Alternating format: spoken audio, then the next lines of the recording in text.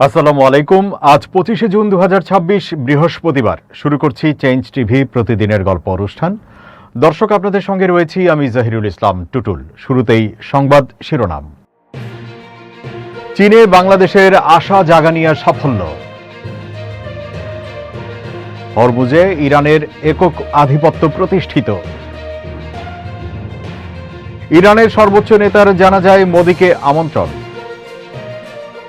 এবার বিস্তারিত। ঢাকা ও তেহরানের মধ্যে সরাসরি বিমান চলাচল চালুর প্রস্তাব দিয়েছে ইরান।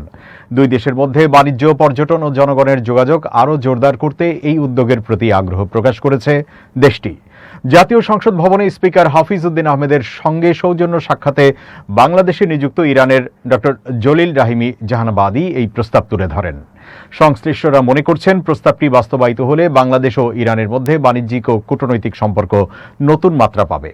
সাক্ষাতে রাষ্ট্রদূত বলেন, সরাসরি ফ্লাইট চালু হলে দুই দেশের ব্যবসা বাণিজ্য, পর্যটন ও সাংস্কৃতিক বিনিময় আরও বৃদ্ধি পাবে। তিনি বাংলাদেশ ও ইরানের মধ্যে বিদ্যমান দ্বিপাক্ষিক বাণিজ্যের পরিমাণ ভবিষ্যতে $1 বিলিয়ন উন্নীত করার আশাবাদ ব্যক্ত করেন। বৈঠকে ইরান থেকে সাশ্রয়ী মূল্যে পেট্রোকেমিক্যাল পণ্য, ইউরিয়া সার ও বিভিন্ন খাদ্য সামগ্রী আমদানির সম্ভাবনা নিয়ে আলোচনা হয়। একই সঙ্গে বাংলাদেশ থেকে বিশ্বমানের তৈরি পোশাক ইরানের বাজারে রপ্তানি বৃদ্ধির বিষয়ে গুরুত্ব দেওয়া হয়। উভয় পক্ষ মত প্রকাশ করে, সরাসরি বিমান যোগাযোগ চালু হলে ব্যবসায়ী, পর্যটক ও বিনিয়োগকারীদের যাতায়াত সহজ হবে এবং দুই দেশের অর্থনৈতিক সহযোগিতা আরও সম্প্রসারিত হবে। বিএনপির সিনিয়র যুগ্ম মহাসচিব ও প্রধানমন্ত্রীর রাজনৈতিক বিষয়ক উপদেষ্টা অ্যাডভোকেট রুহুল কবির রিজভী বলেছেন, চীনের সঙ্গে বাংলাদেশের অর্থনৈতিক ও কৌশলগত সম্পর্ক আরও জোরদার হবে। তার মতে, প্রধানমন্ত্রী তারেক রহমানের চলমান চীন সফর এক্ষেত্রে গুরুত্বপূর্ণ ভূমিকা রাখবে। বৃহস্পতিবার রাজধানীর নয়াপল্টনে বিএনপির কেন্দ্রীয় কার্যালয়ে এক সংবাদ সম্মেলনে এসব কথা বলেন রিজভী বলেন, চীনের শিল্প, অবকাঠামো ও সেবা খাতে বড় ধরনের বিনিয়োগ রয়েছে এবং দুই দেশের দ্বিপক্ষীয় বাণিজ্যের পরিমাণ প্রায় $18 বিলিয়ন মতো। প্রধানমন্ত্রী তারেক রহমানের সফরের মাধ্যমেই দুই দেশের অর্থনৈতিক ও কৌশলগত সম্পর্ক আরও শক্তিশালী হবে।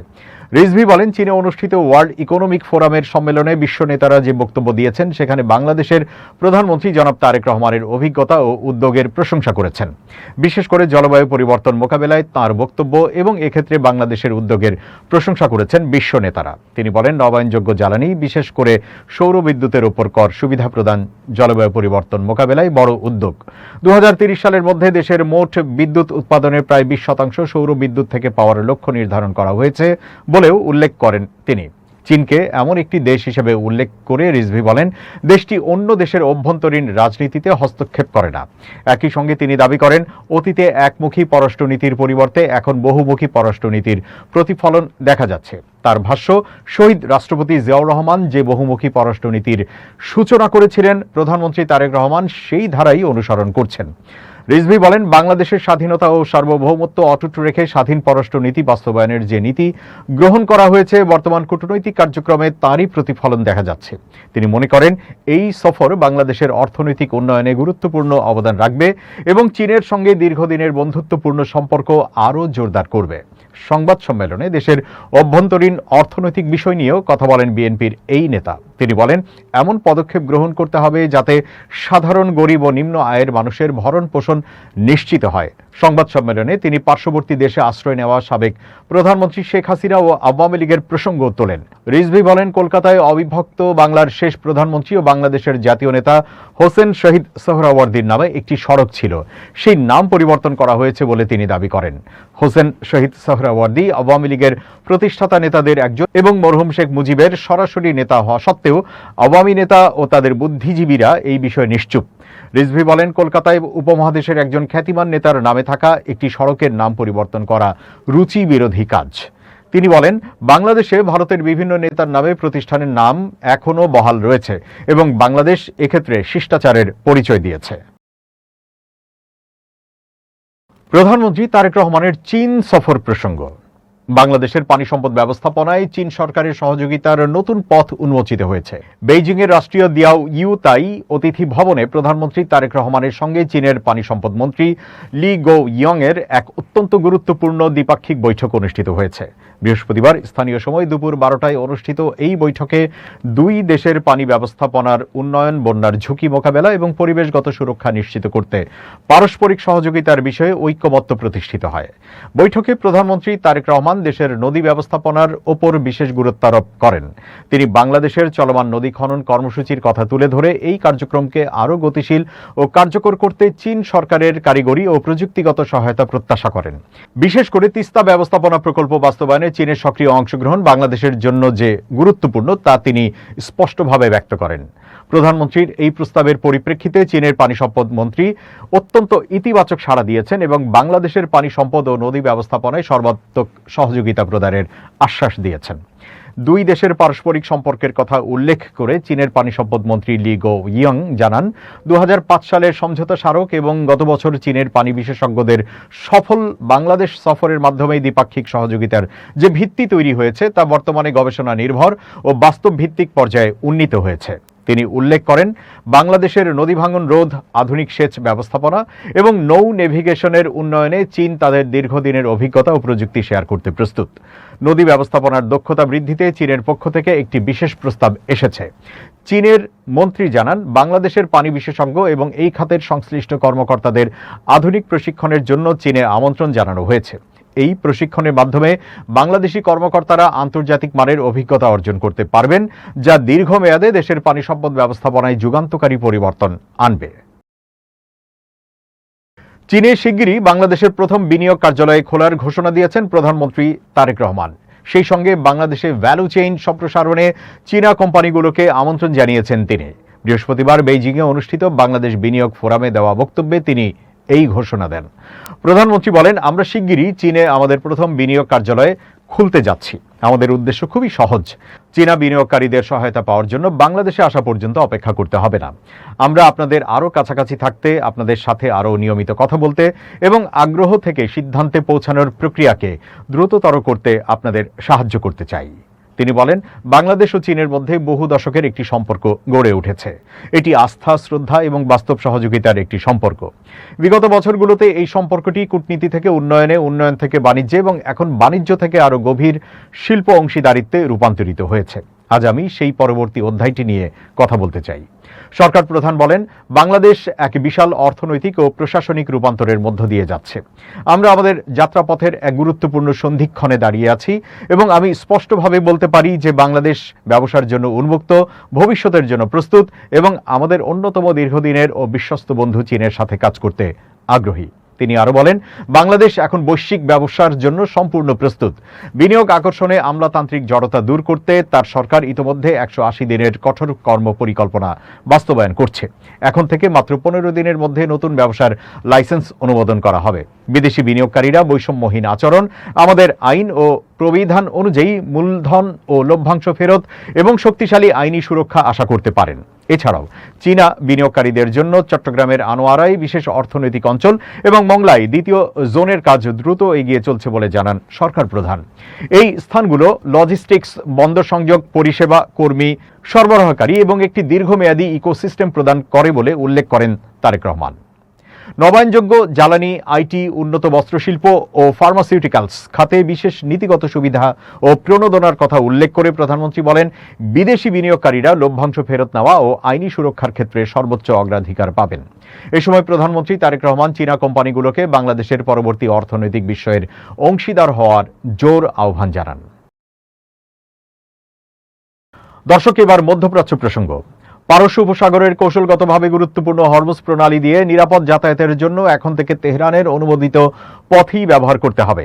ইরানের ইসলামী বিপ্লবী রক্ষী বাহিনী IRGC এর নৌবাহিনী বৃহস্পতিবার ভোরে এক আনুষ্ঠানিক বিবৃতিতে এই কঠোর বার্তা দিয়েছে। তারা স্পষ্ট জানিয়ে দিয়েছে, ইরানের সাথে কোনো ধরনের সমন্বয় ছাড়া নতুন করে ঘোষিত কোনো জাহাজ চলাচলের রুট ব্যবহার করা যাবে না এবং এমন প্রচেষ্টা অত্যন্ত ঝুঁকিপূর্ণ এবং অগ্রহণযোগ্য। ইরানের সরকারি বার্তা সংস্থা IRNA এর মাধ্যমে প্রচারিত ওই বিবৃতিতে বলা হয়েছে, হরমুজ প্রণালী দিয়ে যাতায়াতের জন্য একমাত্র অনুমোদিত পথ হল ইসলামী প্রজাতন্ত্র ইরান কর্তৃক ঘোষিত পথ।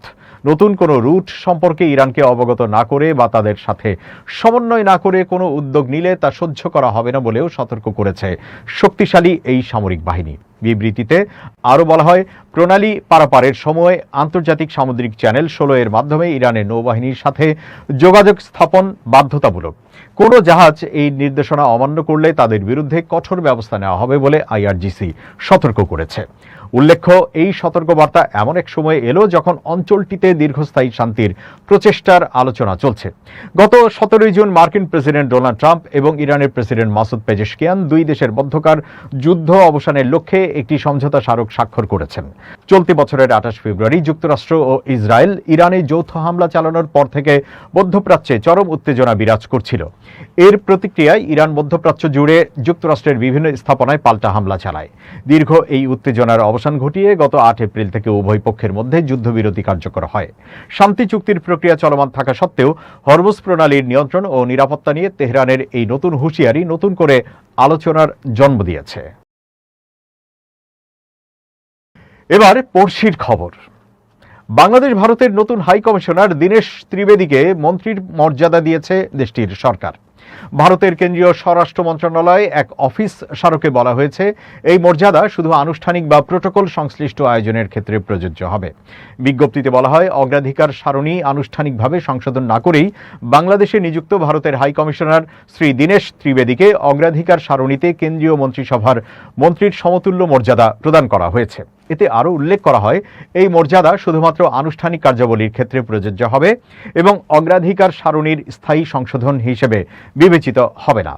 বিজ্ঞপ্তিতে ভারতের সরকারের অধীনস্থ সচিব কমলেশ রবিদাসের নাম উল্লেখ করা হয়েছে। ব্যারাকপুরের সাবেক এমপি ও বিজেপি নেতা ত্রিবেদী 2 বার ভারতের কেন্দ্রীয় মন্ত্রিসভায় দায়িত্ব পালন করেছেন। নতুন দায়িত্ব গ্রহণের জন্য গত 5 জুন তিনি বাংলাদেশে পৌঁছান। বৃহস্পতিবার তিনি ভারতের নতুন রাষ্ট্রদূত হিসেবে রাষ্ট্রপতি মোহাম্মদ শাহাবুদ্দিনের কাছে তার পরিচয়পত্র পেশ করার কথা রয়েছে।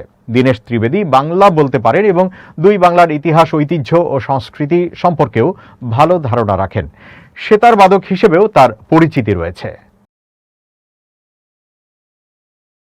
ইরানের সাবেক সর্বোচ্চ নেতা আয়াতুল্লাহ আলী খামেনির রাষ্ট্রীয় জানাজা ও দাফন অনুষ্ঠানে যোগ দেওয়ার জন্য ভারতের প্রধানমন্ত্রী নরেন্দ্র মোদীকে আমন্ত্রণ জানিয়েছেন দেশটির প্রেসিডেন্ট মাসুদ পেজেশকিয়ান। বিশ্লেষকরা বলছেন, ইরানের সঙ্গে সম্পর্ক উন্নয়নে ভারতের এটাই শেষ সুযোগ বলে অনেকে মনে করেন। NDTVর প্রকাশিত এক প্রতিবেদনে জানানো হয়, ইরান সরকারের এই আমন্ত্রণ একটি গুরুত্বপূর্ণ কূটনৈতিক পদক্ষেপ হিসেবে বিবেচিত হচ্ছে। আগামী 4 জুলাই থেকে কয়েকদিন ব্যাপী জানাজার আনুষ্ঠানিকতা শুরু হবে। 7 জুলাই তেহরানের দক্ষিণে অবস্থিত পবিত্র শহর কোমে বিশেষ কর্মসূচি অনুষ্ঠিত হবে। এরপর 9 জুলাই উত্তর পূর্ব ইরানের পবিত্র শহর এবং খামেনির জন্মস্থান মাশহাদে তার চূড়ান্ত দাফন সম্পন্ন হবে। আয়াতুল্লাহ খামেনির জানাজার সময়সূচি নিয়ে ফেব্রুয়ারি থেকেই নানা জল্পনা চলছিল। প্রাথমিক কিছু প্রতিবেদনে জুনের শেষ দিকে অনুষ্ঠান হওয়ার কথা বলা হলেও পরে রাষ্ট্রীয় গণমাধ্যম আনুষ্ঠানিকভাবে জুলাইয়ের তারিখ ঘোষণা করে। রাষ্ট্রীয় জানাজা উপলক্ষে তেহরান, মাশহাদ ও কোমে প্রায় 2 কোটি মানুষের সমাগম হতে পারে বলে ধারণা করা হচ্ছে। অনুষ্ঠানে পাকিস্তানের প্রধানমন্ত্রী শেহবাজ শরীফ সহ বিভিন্ন দেশের উচ্চ পর্যায়ের প্রতিনিধিদের উপস্থিত থাকার সম্ভাবনা রয়েছে। প্রত্যাশিত সংখ্যক মানুষ উপস্থিত হলে 1989 সালে ইসলামী প্রজাতন্ত্র ইরানের প্রতিষ্ঠাতা আয়াতুল্লাহ রুহুল্লাহ খামেনির জানাজায় অংশ নেওয়া 1 কোটিরও বেশি মানুষের রেকর্ড ছাড়িয়ে যাবে। দর্শক, এবার খুব জরুরি 1 মিনিট জানাচ্ছেন ইউনেস্কো ক্লাব জার্নালিজম অ্যাওয়ার্ড বিজয়ী আমিরুল মোমিনিন মালিক। খুব জরুরি 1 মিনিটে প্রত্যেককে আমন্ত্রণ। জাতীয় পরিচয়পত্র আমাদের নিত্যদিনের কর্মকাণ্ডের জন্য অত্যন্ত গুরুত্বপূর্ণ। অনেক সময় জাতীয় পরিচয়পত্র হারিয়ে যেতে পারে। আবার অপ্রাপ্তবয়স্ক থেকে যখন প্রাপ্তবয়স্ক হচ্ছে কেউ, তখন তার জাতীয় পরিচয়পত্র দরকার হতে পারে। জাতীয় পরিচয়পত্র নিয়ে অনেক ধরনের সমস্যার মধ্যেও পড়তে পারেন তথ্যের কারণে। এই সমস্ত সমস্যা, অভিযোগ বা প্রয়োজনীয়তা আপনি 105-এ জানাতে পারেন। এটা 2015 সাল থেকে চালু হয়েছে। নির্বাচন কমিশন কর্তৃক চালু হওয়া 105 নম্বরে যে কোনো মোবাইল ফোন থেকে যোগাযোগ করতে পারবেন। যোগাযোগ করে জাতীয় পরিচয়পত্র সংক্রান্ত যে কোনো তথ্য জানতে চাওয়া, যে কোনো অভিযোগ দেওয়া অথবা যে কোনো প্রত্যাশার কথা ব্যক্ত করা যাবে। সবাই ভালো থাকবেন। শুভেচ্ছা নিরন্তর। শেষ করছি চেঞ্জ টিভির প্রতিদিনের গল্প অনুষ্ঠান। চেঞ্জ টিভি.প্রেস বাংলাদেশের ইউটিউব জার্নালিজমের অগ্রদূত। ভিজিট করুন এর ওয়েবসাইট www.changetv.press, youtube.com/changetvpress এবং সাবস্ক্রাইব করুন চ্যানেলটি। নিয়মিত লাইক, কমেন্ট ও শেয়ার করে আপডেট রাখুন নিজেকে। ভালো থাকুন, নিরাপদে থাকুন। শুভেচ্ছা নিরন্তর। changetv.press, এক ফোঁটা হলুদও নেই।